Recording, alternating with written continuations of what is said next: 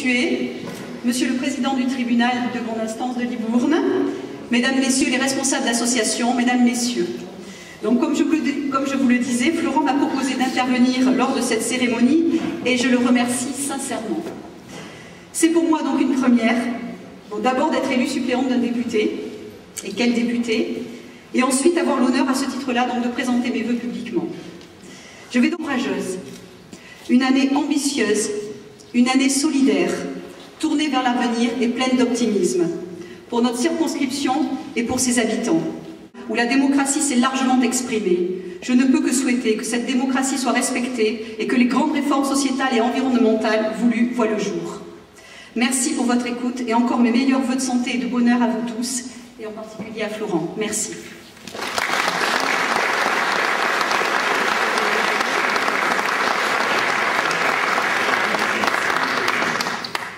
Merci Corinne. Je dois excuser monsieur le sous-préfet qui est à une réunion à Bordeaux sur un sujet qui concerne notre circonscription. Tu en as parlé, Corinne, c'est l'avenir de l'ESOG et je ne pouvais pas m'y rendre étant avec vous ici ce soir. Mesdames et messieurs les conseillers généraux, mesdames et messieurs les maires et présidents de communautés, je tiens bien sûr à remercier tout particulièrement le maire de Sainte-Foy, Robert Provin, qui nous accueille dans cette belle salle Clarisse Briand, au bord de la Dordogne, mais nous ne la voyons pas. Mesdames et messieurs les représentants des corps constitués, institutions militaires et judiciaires, sapeurs-pompiers, professionnels et volontaires, représentants de l'éducation nationale, celles et ceux du monde économique, et je salue tout particulièrement les dirigeants de clubs d'entreprise. J'excuse Yves Rattel, président de la CCI de Libourne, qui m'a appelé tout à l'heure. J'excuse également le sénateur Gérard César, qui m'a appelé aussi étant retenu.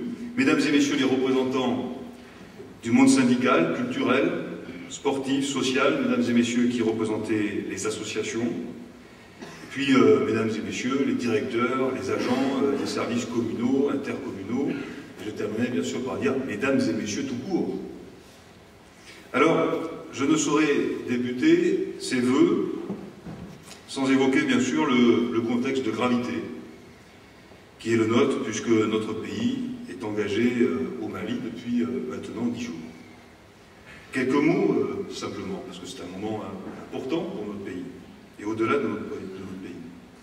Si le choix de la France n'avait pas été celui-ci, la question ne serait plus aujourd'hui de savoir quand intervenir, parce qu'il serait déjà trop tard. Et parce que le Mali aurait été conquis entièrement par des groupes fondamentalistes au cœur de l'Afrique de l'Ouest, c'est-à-dire aux portes de l'Europe. Et ce que combat la France, c'est le terrorisme. Et le terrorisme, c'est la barbarie. Et cette bataille n'a pas de frontières. Elle est diffuse, elle est malienne aujourd'hui, elle était afghane hier, peut-être demain, d'autres lieux, d'autres foyers devront-ils être investis par des forces internationales, car ce combat contre le fondamentalisme, tous les fondamentalistes, n'est jamais achevé. Nous avons dû faire face à des pertes humaines. L'un de nos soldats, dès les premières heures de l'affrontement, est mort au combat. Et je veux bien sûr saluer avec vous tous la mémoire de Damien Boiteux, celle aussi de l'otage français, originaire d'Aquitaine, vous le savez, Yann Desjeux, disparu à In Amenas, en Algérie, et rendre hommage à travers eux à ceux qui combattent sous le drapeau français et aujourd'hui, en l'occurrence, sous la bannière des Nations Unies. Mais ce soir, nous sommes rassemblés dans toute notre diversité, diversité de fonctions, diversité même d'opinions, pour renouer avec une tradition qui s'était quelque peu perdue. Celle qui consiste, pour le député de notre circonscription, à réunir au seuil de la nouvelle année toutes celles et tous ceux qui font avancer notre territoire. Et j'ai souhaité vous réunir, si j'ai souhaité vous réunir, c'est que j'ai la naïveté de penser Peut-être parce que je suis l'un des plus jeunes députés de France. Ça ne durera pas. Peut-être aussi parce que nous vivons une époque, comme l'écrivait René Char, où l'essentiel est sans cesse menacé par l'insignifiance. J'ai la naïveté de penser, disais-je, qu'il nous est possible, le temps d'un discours, le temps de nos échanges, d'évoquer quelques sujets essentiels qui ne sont pas la seule écume des jours. Et je vous ai invité ici, pour certains je leur dirais presque pardon, en terre foyenne. Pas simplement, je dis pardon pour la distance, pas simplement parce qu'elle m'a vu grandir, ce ne serait pas en soi une raison suffisante. Pas simplement parce que j'y exerce mon mandat d'élu local, aux côtés de mes collègues de Pineuilh, dont je salue le maire, Jean-Pierre Chalard. Non, si j'ai choisi de vous inviter ici même, c'est avec l'intention de souligner la réalité économique, la réalité sociale, la réalité démographique, j'allais dire la réalité physique de notre circonscription qui est profondément marquée par la ruralité. Notre ruralité, ce sont des communes de taille souvent modeste, qui restent bien trop souvent dans l'ombre, bien trop souvent sans voix et qui souffrent, il faut le dire, les premières de l'isolement, du manque de services, de l'absence d'écoute et même de considération. Notre ruralité, elle s'articule autour de villes moyennes, comme à Libourne, comme le Libournais, autour de nos centres-bourgs, comme ici à Sainte-Foy, mais je pourrais citer bien d'autres communes, des centres-bourgs souvent éloignés des grands centres urbains, mais qui structurent nos bassins de vie et qui jouent le rôle de plus en plus difficilement de pôles de proximité et de pôles de service.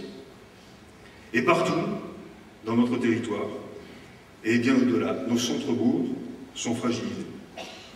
Ils rencontrent les mêmes préoccupations, les mêmes difficultés. Et si je souhaitais vous réunir ici, comme j'aurais pu le faire dans tant d'autres communes de notre circonscription, comme je le ferai d'ici la fin du mandat, comme je le fais, au fond, chaque jour ou chaque semaine, c'est pour souligner que nos territoires sont des lieux de vie, des lieux de création, des lieux tournés vers l'avenir et qu'ils méritent au moins autant que les grandes agglomérations urbaines toute l'attention des élus nationaux. C'est-à-dire toute l'attention de la République.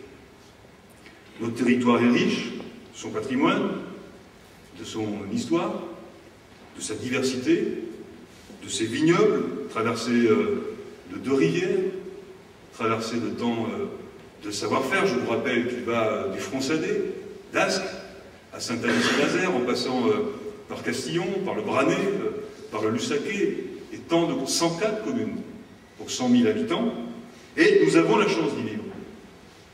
Mais dans le même temps, nous avons des atouts fabuleux à faire valoir collectivement.